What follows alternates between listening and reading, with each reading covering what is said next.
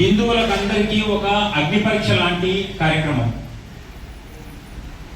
హిందువులలో ప్రతి చోట కూడా ఒక్కొక్క చోట ఒక్కొక్క దైవానికి ప్రాముఖ్యత ఉంటుంది. ఇప్పుడు గతంలో గత 5 సంవత్సరాల కింద తీసుకున్నామనంటే రాముల విగ్రహం తలకాయలు తీసే విగ్రహాన్ని భిన్నపరచడం కాటి నుంచి, రథాలు భిన్నపరిచే కాటి నుంచి, ఈరోజు ధ్వజస్తంభాలు భిన్నపరిచే కాటి నుంచి లాస్ట్కు సమస్తం హిందువులందరూ కూడా ఒక కలియుగ దైవంగా భావించే శ్రీ వెంకటేశ్వర స్వామి వరకు చేరినారు. వీటికి చేరడానికి కారణం ఏంటి అని అంటే, మనలో మనము జరగలేదు అని చెప్పేసి ఇది ఏం కాలేదులే, ఇది ఏదో ఒక పొరపాటు జరిగిందిలే, ఎవరో ఆకతాయి చేసినారులే, ఎవరో తెలివిలేని వాడు చేసినాడులే అని మనల్ని మనం మోసగించుకోవడం వల్లే ఇది ఇంత దూరం వచ్చింది అని చెప్పేసి నేను భావిస్తున్నాం. మాకు అవసరం లేదు. మేము మా పీరియడ్ లో వచ్చిన నెయ్యి కానీ, మా పీరియడ్ లో వచ్చిన ఏ ఇతర వస్తువు కానీ దైవానికి సమర్పించి ఒక ప్రసాదంగా వితరణ చేసిన ఏ వ్యక్తులు ఏ విషయంలో కానీ మేము తప్పు చేయలేదు, ఇదిగో ఇది రికార్డ్ అని చెప్పేసి మీరు చెప్పండి, మీకు నమస్కారం పెడతాం, తిరుపతికి వెళ్ళేసి స్వామికి వెళ్ళి మన నీలాలు ఇచ్చుకుంటాం. అలాగే జరగలేదు.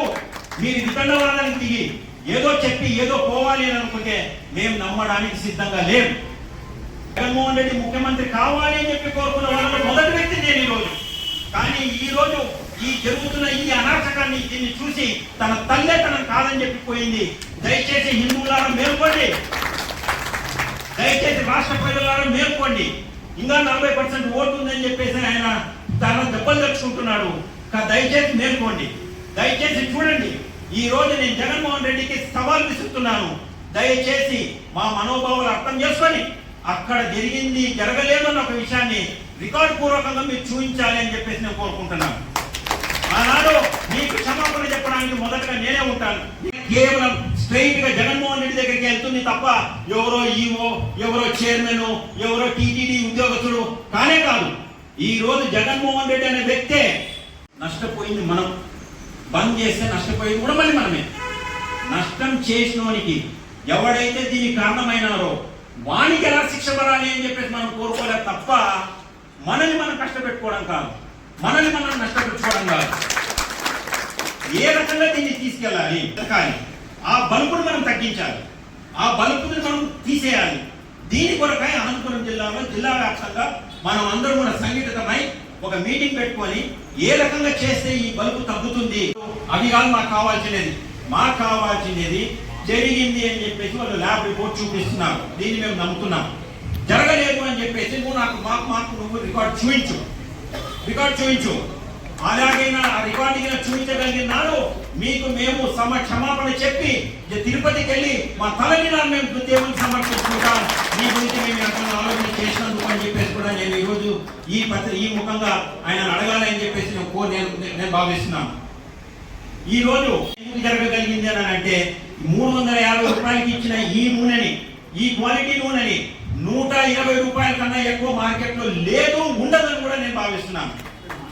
ఈ క్వాలిటీ నూనె 120 రూపాయల కన్నా ఎక్కువ దొరకదు, ఎక్కువ పెట్టాల్సిన పనే లేదు నూనెకి. ఈ రకమైన నూనెలు ఎందుకు రిఫైన్ చేస్తావు, హైడ్రోజనేట్ చేస్తావు, వనస్పతిగా తీసుకొచ్చేసి చేస్తావు. చూపిమంటావు అన్నీ ఒక 15 కేజీలు వనస్పతిలో అర్ధ కేజీ నెయ్యి వేస్తే అది నెయ్యి వాసన వచ్చేది. చూపిమంటావన్నీ 5 రూపాయలు ఖర్చు పెట్టి ఒక 15 కేజీల డబ్బాని కలర్ చూస్తే కలర్ వేస్తే అది నెయ్యి మాదిరి కనిపించేది. ఎన్నోసార్లు హిందూ సంఘాలు గగ్గోలు పెట్టాయి. ఏమని? ప్రసాదాలు బాగలేవు, అన్న వితరణ కేంద్రంలో అన్నం బాగలేదు. కానీ నువ్వు తీసుకున్న చర్య ఏంటి? ఈ రోజు బ్లూ డైమండ్ పోయింది, పింక్ డైమండ్ పోయింది అని చెప్పేసి ఆ రోజు మాట్లాడినారు. పింక్ డైమండ్ మీద మీరు తీసుకున్న చర్య ఏంటి? పోయిందా పోలేదా?